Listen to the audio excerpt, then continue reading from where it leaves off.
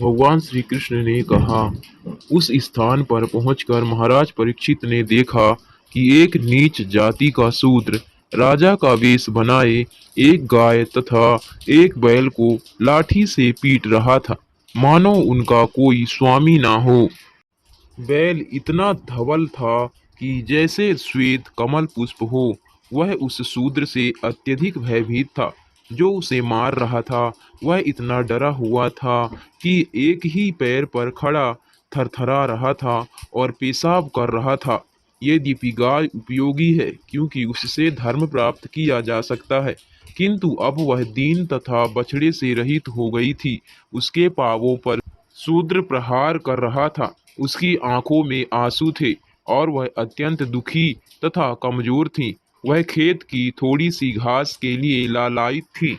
धनुष बाण से सज्जित तथा स्वर्ण जड़ित रथ पर आसीन महाराज परीक्षित उससे शूद्र से मेघ के समान गर्जना करने वाली गंभीर वाणी से बोले, अरे तुम हो कौन? तुम बलवान प्रतीत हो रहे हो, फिर भी तुम उन असहायों को मारने का साहस कर रहे हो जो मेरे संरक्षण में हैं। वेश से तुम देवतुल्य पुरुष राजा बने हुए हो, किंतु अपने कार्यों से तुम द्विज क्षत्रियों के सिद्धांतों का उल्लंघन कर रहे हो। अरे धूर्त, क्या तुम इस निर्दोष गाय को मारने का दुस्साहस इसीलिए कर रहे हो कि भगवान श्री कृष्ण तथा गांडीवधारी अर्जुन दृष्टि से बाहर हैं? क्योंकि तुम इस निर्दोष को एकांत स्थान में मार रहे हो, अतएव तुम अपराधी हो और वध किए जाने के योग्य हो। तब उन्होंने महाराज परीक्षित ने बैल से पूछा, अरे तुम कौन हो? तुम श्वेत कमल जैसे धवल बैल हो या कोई देवता हो? तुम अपने तीन पैर खो चुके हो और केवल एक पैर पर चल रहे हो। क्या तुम बैल के रूप में कोई देवता हो जो हमें इस प्रकार क्लेश पहुंचा रहे हो? कुरु वंश के राजाओं के बाहुबल से सुरक्षित राज्य में आज मैं पहली बार तुम्हें आंखों में आंसू भरे शोक करते हुए देख रहा हूँ।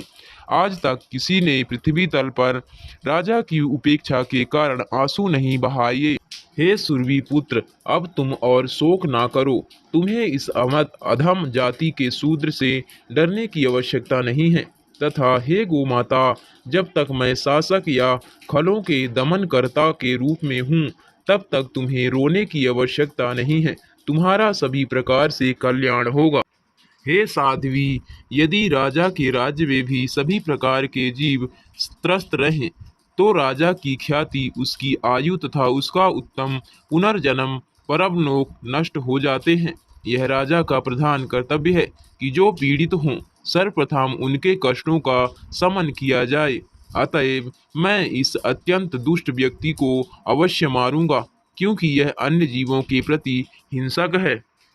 उन्होंने बैल को बारंबार संबोधित करते हुए इस प्रकार पूछा, हे सुरभि पुत्र, तुम्हारे तीन पापों को किसने काट लिया है? उन राजाओं के राज्य में जो पूर्ण पुरुषोत्तम भगवान श्री कृष्ण के नियमों के आज्ञाकारी हैं, तुम्हारे समान दुखी कोई नहीं है। हे ऋषभ, तुम निरपराध हो और पूर्णतया निष्ठावान हो, अतएव मैं तुम्हारे कल्याण की कामना करता हूँ। कृपया मुझे अंग भंग करने वाले दुष्ट के बारे में बताओ, जो पृथा के पुत्रों के यश को कलंकित कर रहा है। निरपराध जीवों को जो कोई भी कष्ट पहुंचाता है, उसे चाहिए कि विश्व में जहां कहीं भी हो, मुझसे डरे। दुष्टों का दमन करने से निरपराध व्यक्ति को स्वतः लाभ पहुंचता है। जो उदंड व्यक्ति निरपराधियों को सताकर अपराध करता है, वह मेरे द्वारा उखाड़ फेंक जाएगा, चाहे वह बाजूबंद तथा अन्य अलंकारों से युक्त स्वर्ग का निवासी ही क्यों न हो। शासक का यह परम धर्म है कि कानून का पालन करने वाले व्यक्तियों को सभी प्रकार से संरक्षण प्रदान करे, और जो सामान्य दिनों में जब आपातकाल नहीं रहता, शास्त्रों के अध्यादेशों से विपथ हो जाते हैं, उन्हें दंड दें। धर्म ने कहा, अभी आपने जो शब्द कहे हैं वे पांडव वंशीय व्यक्ति के लिए सर्वथा उपयुक्त हैं। पांडवों के भक्तिपूर्ण गुणों से मोहित होकर ही भगवान श्री कृष्ण ने दूत का कर्तव्य निभाया। हे पुरुष श्रेष्ठ, यह निश्चित कर पाना अत्यंत कठिन है कि किस दुष्ट ने हमें कष्ट पहुंचाया है। क्योंकि हम सैद्धांतिक दार्शनिकों के भिन्न भिन्न मतों से भ्रमित हैं। संसार में ऐसे अनेक सैद्धांतिक दार्शनिक हैं जो कार्य कारण संबंधी विशेष रूप से कष्टों के कारण तथा जीवों पर उनके प्रभावों के विषय में अपना अपना मत रखते हैं। सामान्यतः छह महान दार्शनिक हैं।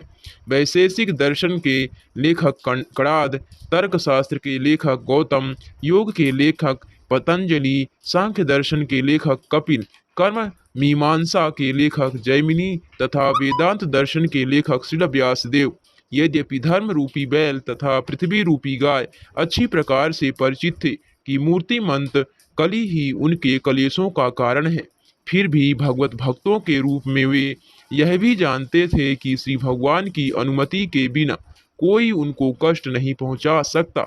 पद्मा पुराण के अनुसार हमारे वर्तमान कलेश पाप रूपी लता में फल लगने के कारण है, किंतु शुद्ध भक्ति का आचरण करने से ये पाप के अंकुर भी धीरे धीरे मुरझा जाते हैं। इस प्रकार उत्पात मचाने वालों को देखते हुए भी भक्त उन्हें कष्ट पहुंचाने का दोषी नहीं ठहराते। वे मान लेते हैं कि उत्पाती व्यक्ति किसी अप्रत्यक्ष कारण से ऐसा कर रहा है, अतएव वे कष्टों को ईश्वर द्वारा मात्र कम करके दिए गए समझकर सहन करते हैं, अन्यथा उनके कष्ट और भी भारी होते हैं। श्रील सूत गोस्वामी ने कहा, हे ब्राह्मणों में श्रेष्ठ, धर्म को इस प्रकार बोलते सुनकर सम्राट परीक्षित अत्यंत संतुष्ट हुए और बिना किसी त्रुटि या खेद के उन्होंने इस प्रकार उत्तर दिया। अहो, तुम तो बैल के रूप में हो, तुम तो धर्म के सत्य से परिचित हो और तुम सिद्धांत के अनुसार बोल रहे हो कि अधार्मिक कर्मों के अपराधी के लिए नियत गंतव्य गति वही है जो उस अपराधी की पहचान करने वाले की है। तुम साक्षात धर्म के अतिरिक्त अन्य कोई नहीं हो। इसका निष्कर्ष यह निकलता है कि श्री भगवान की शक्तियाँ अचिंत्य हैं। कोई ना तो मानसिक चिंतन द्वारा ना ही शब्द चातुर्य द्वारा उनका अनुमान लगा सकता है। सत्ययुग में तुम्हारे चारों पैर तपस्या, पवित्रता, दया तथा सच्चाई के चार नियमों द्वारा स्थापित थे, किंतु ऐसा प्रतीत होता है कि अहंकार, वासना तथा नशे के रूप में सर्वत्र व्याप्त अधर्म के कारण तुम्हारे तीन पांव टूट चुके हैं। अब तुम केवल एक पांव पर खड़े हो, जो तुम्हारा सत्य है, और तुम अब किसी न किसी प्रकार से जी रहे हो, किंतु छल से फूलते फलने वाला यह कलह रूप कली उस पांव को भी नष्ट करना चाह रहा है। निश्चय ही पृथ्वी का बोझ श्री भगवान द्वारा तथा अन्य अवतारों द्वारा भी कम किया गया था। जब वे अवतार के रूप में विद्यमान थे, तब उनके शुभ पद चिन्हों द्वारा समस्त कल्याण संपन्न होता था। अब यह सती दुर्भाग्यवश श्री भगवान द्वारा परित्यक्त होने के कारण अपने नेत्रों में अश्रु भरकर अपने भविष्य भाग के लिए शोक कर रही है, क्योंकि अब वह शासक जैसा स्वांग करने वाले निम्न जाति के पुरुषों द्वारा शासित तथा भोग्य है। इस तरह एक साथ हजार शत्रुओं से अकेले लड़ सकने वाले महाराज परीक्षित ने धर्म तथा पृथ्वी को सांत्वना दी। अब उन्होंने समस्त अधर्म के कारण साक्षात कली को मारने हेतु अपनी तेज तलवार निकाल ली। जब कली ने समझ लिया कि राजा उसको मार डालना चाहते हैं, इस प्रकार एक साथ हजार शत्रुओं से अकेले लड़ सकने वाले महाराज परीक्षित ने धर्म तथा पृथ्वी को सांत्वना दी। तब उन्होंने समस्त अधर्म के कारण साक्षात कली को मारने हेतु अपनी तेज तलवार निकाल ली।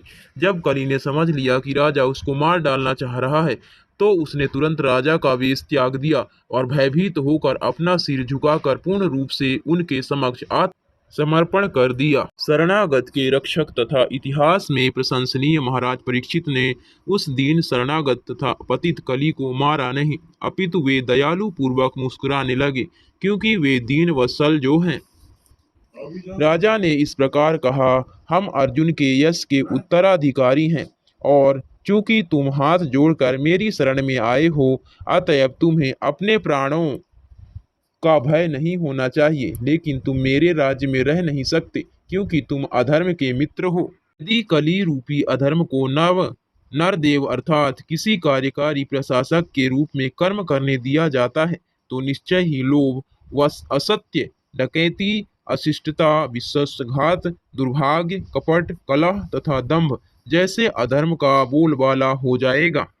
इस प्रकार महाराज परीक्षित द्वारा आदेश दिए जाने पर कली भय के मारे थरथराने लगा। राजा को अपने समक्ष यमराज के समान मारने हेतु उद्यत देखकर कली ने राजा से इस प्रकार कहा।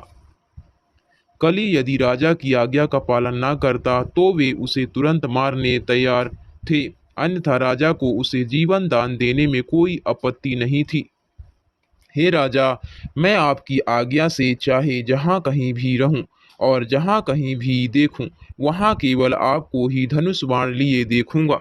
हे धर्म क्षेत्रों के श्रेष्ठ, कृपा करके मेरे लिए कोई स्थान निश्चित कर दें जहाँ मैं आपके शासन के संरक्षण में स्थायी रूप से रह सकूं।